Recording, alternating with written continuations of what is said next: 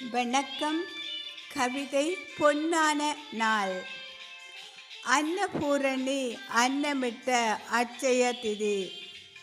வெற்றி செல்வம் பெருகும் அட்சய நன்னாளில் மகாலட்சுமி விஷ்ணுவை வழிபடுவோம். மங்களம் பொங்கட்டும். அட்சயம் என்றால் குறையாதது. அன்பும் அறமும் என்றும் வளர்வது. அன்பால் அகிலம் காப்பதும் அறம். அன்னதானம் செய்து அரவணைப்பதும் அறம்.